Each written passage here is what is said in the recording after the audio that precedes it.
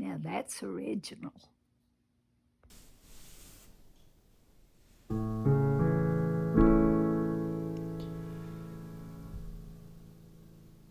I know you're weary, I'd like to help you. You need someone to help you through.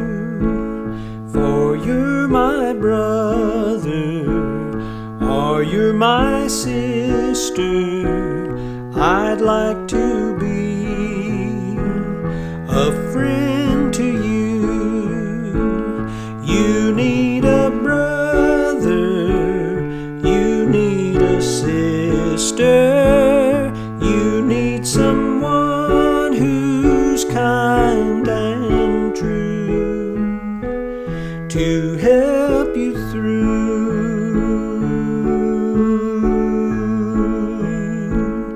When life is falling so hard upon you, it seems to you there is no help.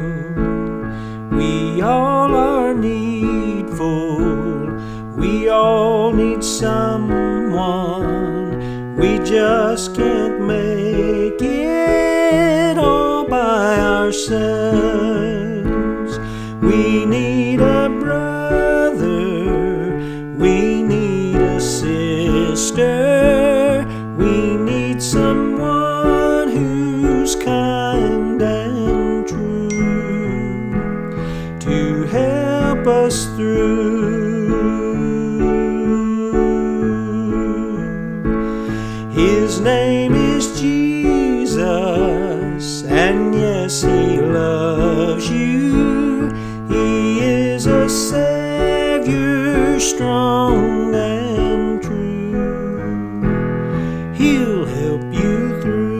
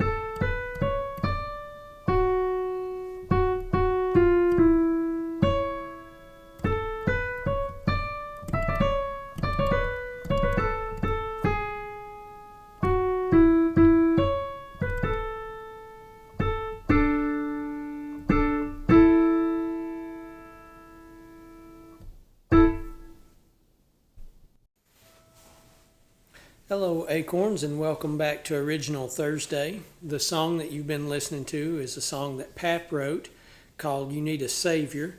I believe he wrote this song in about 2008 or 9. I'm basing that partly on there's a YouTube video of Pap and I singing the song, and it was in 2009. I'll put a link to that video in the description below. Usually Pap would have written something maybe a year or two before you would see us singing it together, because a lot of times he would kind of sing his songs that he was writing. He would sing them or keep them to himself for a while until he kind of had them pretty close to the way he wanted them before he would share them with me or with others. But I love the song from the first minute that I heard it, and Pap and I recorded it on this album right here, Shepherd of My Soul, which came out in February of 2016, so just a little bit before Pap went on to be with the Lord. And I was glad that he was able to hear this album before he went on. There are 18 tracks on here, and Pap wrote all of them but about 3, I want to say. So he wrote about 15 out of the 18. And You Need a Savior is track number 14 on here.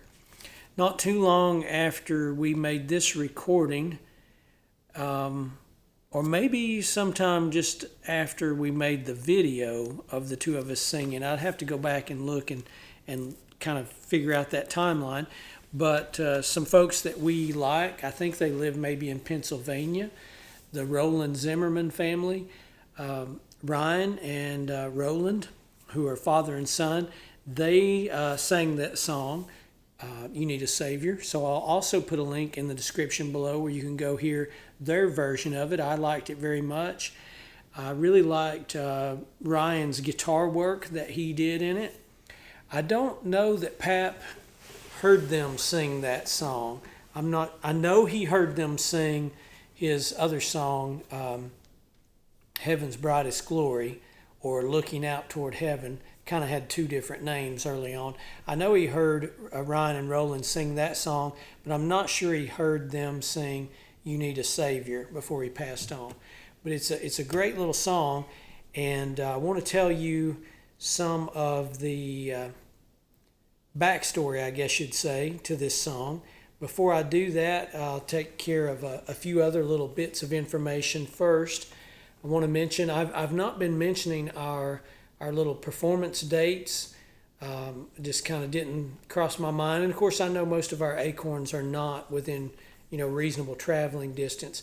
But I will mention that Jamie Shook and Caleb Dykes and I, we call ourselves Hickory Stand, and Perry Stalkup is our bassist. We're going to play morning song at the John C. Campbell Folk School this Saturday, so day after tomorrow. It's very early. It's at 7:40 a.m. and it's only a 30-minute show, but we're going to do that, and they're going to give us some free breakfast and some other things like that, but we're looking forward to that. And then the following day, Sunday, I think that might be August 3rd, at 2 o'clock, we're going to be playing at Petite Creek Campground in Blairsville by the Notley Lake, and it's the church picnic for Notley Church. So we're looking forward to that too, and Perry will be with us on that one. He's not going to be able to play the morning song because he's playing late Friday night with another group, and it would be really hard for him to get up and come in so early. But we have those two dates coming up.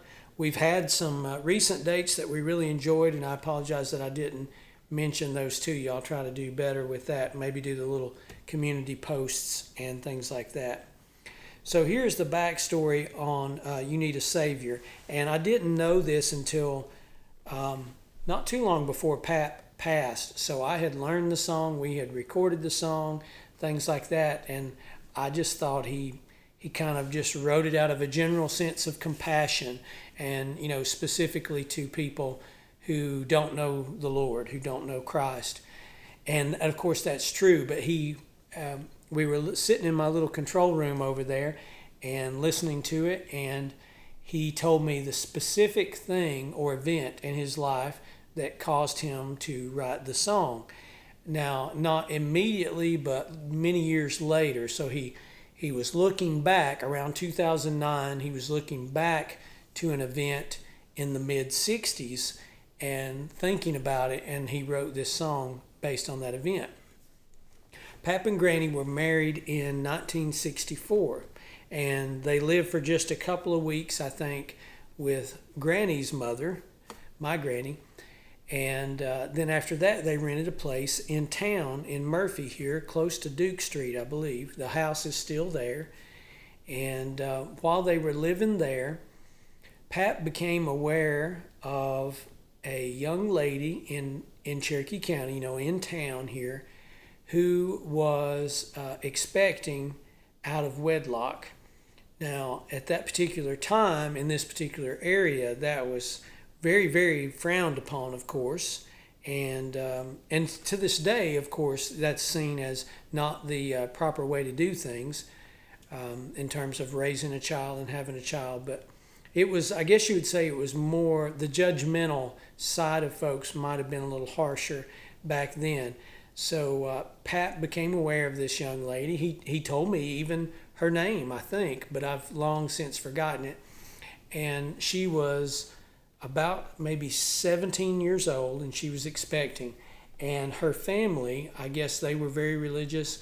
They pretty much disowned her because of that. And she was left really with no means of support.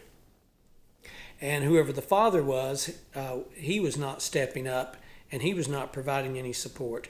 And back in those days, there weren't as many programs, to help people in need like that, social programs. I'm sure there was no homeless shelter in Cherokee County in the 60s. I could be wrong, but I wouldn't think so. And so Pap was aware of this young lady, and he told me that he thought to himself, gosh, you need somebody, thinking to himself. He never said this to the young lady, but he thought, you need somebody. You need somebody to help you out. Haven't you got a brother? Haven't you got a sister? Haven't you got some kin who would step up and help you? But she didn't. And Pap was thinking, the Christian thing to do is to help her. But at the same time, he was thinking, I just got married, and I can't go to my new wife and say, hey, we need to bring this other lady, this other woman, young woman, into our home. He just thought, she will never have that, and it may cause problems, and here we are newlyweds. Pap and Granny would have been in their mid-20s at the time that I'm talking about. So, Pat prayed for her, but he just didn't feel like he could ask a granny about taking this young lady into their home, their rented apartment, I guess you'd say, in town. And it really weighed on him, but he just thought, I've got to put my wife and our marriage first. And he was kind of depressed about it. And then he came home one day, and Granny said to him, my mom, Pap's wife, said to him, Jerry, I need to talk to you about something, and you're not going to like it. And he thought, what's this, And Granny said, I ran into this young girl in the grocery store, and she's pregnant. She's going to have a baby, and she doesn't have anybody, and she doesn't have anywhere to stay, and I think we need to take her in. And I know you're not going to like that, but I think that's what we need to do. Isn't that a great story? So Pap was, he was worried about approaching Granny and asking to do that, and talked himself out of doing it, and maybe made the right decision. And then son of a gun if she didn't approach Pap and make the same request. So maybe that was an answered prayer that Pap had. It was maybe the Lord, intervening and working that situation out where they could do the right thing and they could help her. And as Pap told the story, she stayed there for a little while, maybe long enough to have the baby, get herself kind of on her feet a little bit, and then I think she moved away. Maybe she had some family in another area, kind of farther away, maybe another state. Maybe they were less judgmental, or it was a less judgmental community, or there was some way that she could go there and raise the child and have some support. But looking back at that situation is what caused Pap to write the song that I just sang for you, You Need a Savior. And as far as the recording of it, I'll put a link in the description below where you can go hear that studio recording. I was pretty pleased with it, but it's tough when you're singing a song, recording a song that no one else has done. When you're doing original material and not cover material, you have to figure everything out yourself. I was pretty pleased with it, especially the chorus, if you'd call it a chorus, where Pap and I sang together. Some of the notes in the verses that I sang by myself, I wasn't 100% satisfied with. And this part right here is probably going to get a little bit tedious, but just to give you some insight. So I've never had any musical training. I cannot read music. I only play by ear. And several times in several videos, I've used phrases like the high chord and the low chord. And that's just sort of Pap's homemade way of referencing things that he taught to me. And sometimes in kind of a psychological way, that lack of training or maybe lack of true understanding in certain situations can make things more difficult in terms of your vocal. So sometimes, at least for me, if I'm not 100% on key, it's not because, especially in an original song that I've never really heard anyone else sing, it's maybe not really just because I can't control my vocal or that it's a difficult note that I'm trying to hit. and I'm either going high or going low. Sometimes it's more of an understanding thing. So there's a couple of notes in the verses where I sing by myself where I'm playing in that G position and the song goes to D. And in my mind, I'm psychologically, how else would you think? In my mind, internally, I'm thinking that D is lower than G. And so because I'm thinking that, my voice can go a little lower and therefore be flat in the pitch, when that's not always true of every note. If you're hitting a G string and then you go down to a D string, yeah, you went lower. But what if you are in G and you go to this note? Then you didn't really go down. And I won't labor that point any further, but that affected me a little bit singing that song. And I didn't figure all that out that I just shared with you until after we had already finished the CD. And it kind of came to me one day. I was like, that's why I was missing that, is I was thinking my voice had to go down a little bit because I was going to a lower chord, but that's not always true. Sometimes, in fact, your voice, if you're going from G to D, your voice might actually need to go up to a higher pitch. But overall, I was satisfied with it, and I think Pap was satisfied with it. I think it's a great song with an important message. And, you know, Jesus said so many things in his teaching about helping others. You know, he mentioned faith and charity, and I should have looked this up. What was the third thing? But he listed 3 traits or qualities, and he said of those, charity is the greatest. So it's always the right thing to do to help others. And Jesus also said something along the lines of, when you help others, you know, what you do unto them, it's kind of like you've done that for me and unto me. Because Jesus, as he said, he didn't come into the world to condemn it. He came to give life and give it more abundantly and to help us. So anytime we help each other, in a sense, we're helping him, and that is pleasing to him. But I hope you enjoyed Pap's song, and I was trying to think if there's anything else that I wanted to share about it. Look for those links below.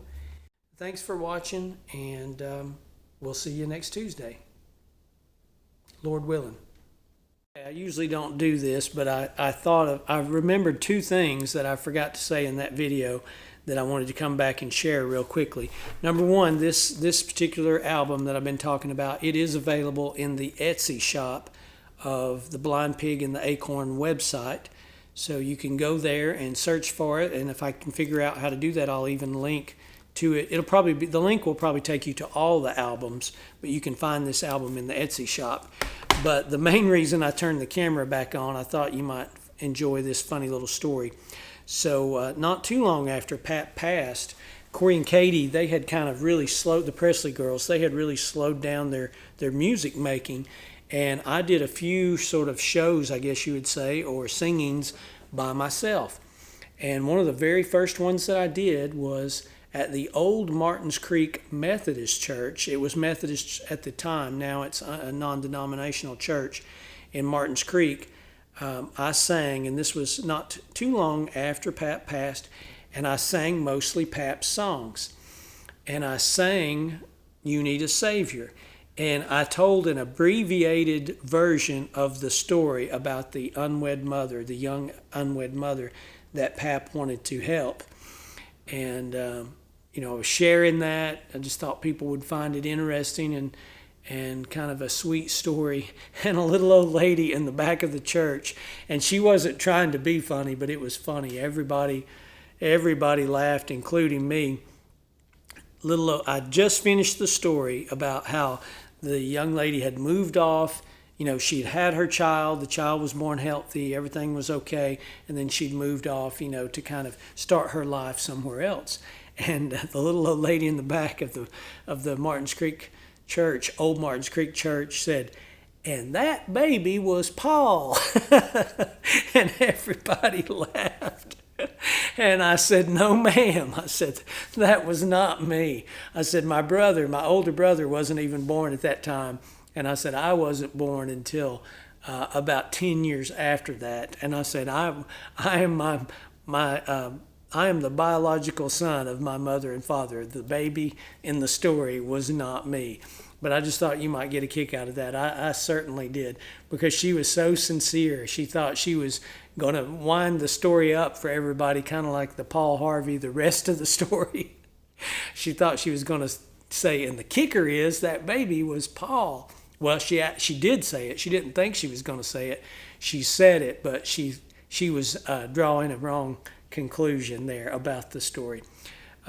Sorry to kind of come back like that, but I just wanted to share that little funny story. I don't think I'll ever forget that moment. Thank you, and we'll see you next Tuesday.